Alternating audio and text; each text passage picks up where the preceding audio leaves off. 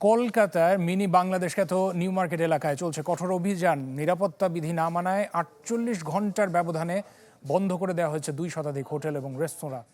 এতে করে হাজার হাজার বাংলাদেশি পর্যটক পড়েছেন চরম বিপাকে। শুভজিৎ পুততুন্ডুর তথ্যচিত্রে ডেস্ক রিপোর্ট। ছিলেন এ ব্যাপারে বিস্তারিত জানাতে আমাদের সহকর্মী শুভজিৎ পুততুন্ডু কলকাতা থেকে যুক্ত হচ্ছেন। শুভজিৎ, মাত্র ৪৮ ঘন্টা সময়ের ব্যবধানে এতগুলো হোটেল রেস্তোরাঁ বন্ধ করে দেওয়া হচ্ছে, এটা কি এত কম সময়ের নোটিশে? এটা কি যারা ওখানে ইতিমধ্যে ভ্রমণ করছেন বা চিকিৎসা কাজে গেছেন তারা কি আগে থেকে জানতেন? যদি তা না হয়ে থাকে, এত মানুষ যারা ওখানে অবস্থান করছেন তাদের জন্য কি ব্যবস্থা রেখেছে? রাশেদ, আমার ক্যামেরা পার্সন বিক্রম লাহা, আমি তাকে বলবো একটু ছবি দিয়ে আগে শুরু করি। এটা হচ্ছে মনসুখ গেস্ট হাউস, একদম হার্ট অফ মার্কিউ স্ট্রিট। তার ঠিক সামনে এই কলকাতা পৌরসভার এক্সিকিউটিভ ইঞ্জিনিয়ার সিভিল, তিনি নোটিশ পাঠিয়েছেন closure of guest house, hotel and assembly house. এই যে নোটিশটা, এরকম নোটিশ কিন্তু সমস্ত একদম যে গেস্ট হাউসগুলো, হোটেলগুলো তার সামনে পড়েছে, এবং তার ফলে যেটা হয়েছে, একেবারে গেস্ট হাউসের শাটারটা আপনি দেখছেন পুরো নামিয়ে দেওয়া হয়েছে। এরম ভাবেই কিন্তু সমস্ত হোটেলগুলো ক্লোজ করা হয়েছে, এবং যার ফলে যে ৫ থেকে ৫,৫০০, কিছু ক্ষেত্রে বলা হচ্ছে প্রায় ৭,০০০ বাংলাদেশি এই মুহূর্তে এই কলকাতায় অবস্থান করছেন নিউ মার্কেট এলাকায়। তারা কিন্তু হোটেলের যে সংকট, তারা এসেছেন, তাদের যে প্ল্যানিং সেটা কিন্তু তাদের বিগড়ে গেছে। অনেকেই সকাল থেকে দেখছিলাম, বেশিরভাগই তো মেডিকেল ভিসায় এখনো পর্যন্ত এসেছে, তারা বিপাকে পড়ছে, তারা হোটেল পাচ্ছে না। আমাদের সাথে একজন গেস্ট রয়েছে, উনি মূলত একদম যারা বাংলাদেশের থেকে এখানে এসেছেন কলকাতায় তারা জানেন সম্রাট গেস্ট হাউস একদম খুব নাম করা। সম্রাট গেস্ট হাউসের ম্যানেজার প্রেম বাবু। দাদা, কি অবস্থা দেখছেন? সকাল থেকে তো একটা কেওয়াজ রয়েছে, গতকাল রাত থেকে এক প্রকার। কাল রাত কি থেকে অবস্থা চলছে? 200 খানা মতন হোটেল বন্ধ, এবং খাওয়ার হোটেল 200 খানা বন্ধ। বাংলাদেশি সব পেশেন্টরা এসে প্রচুর কষ্ট হচ্ছে, তাদের প্রচন্ড অসুবিধা হচ্ছে।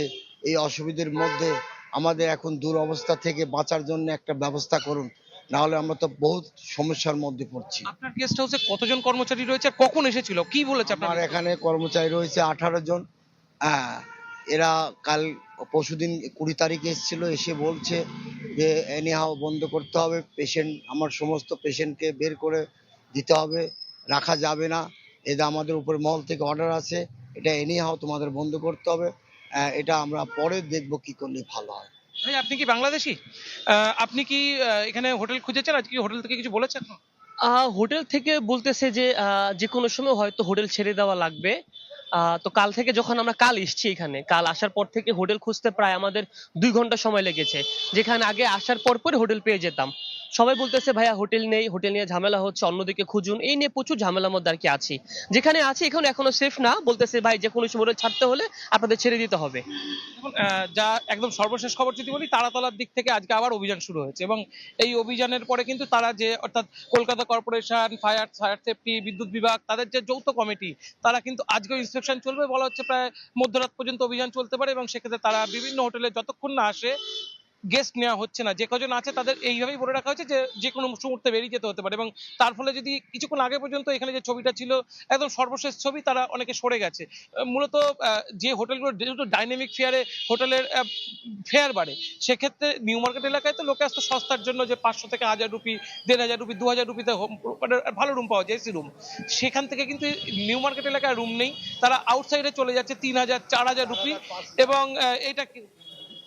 এটা কিন্তু তাদের বাজেটে একটা বড় রকম আঘাত ফেলছে। তবে হোটেল মালিক সংগঠন তারা বলছে তাদের যে ব্যবসা এখন যেটা উঠছিল, সেটা কিন্তু তাদের আর সেই পরিস্থিতি থাকবে না। যদি আর বেশি দিন এই সমস্যা চলে, নিউ মার্কেট এলাকার শিল্প বা ব্যবসা সেটা কিন্তু ধ্বংস হয়ে যাবে। রাশেদ। জি শুভজিৎ, অনেক ধন্যবাদ যুক্ত হওয়ার জন্য। শুভজিৎ পুততুন্ডু আমাদের সাথে যুক্ত হয়েছিলেন কলকাতা থেকে।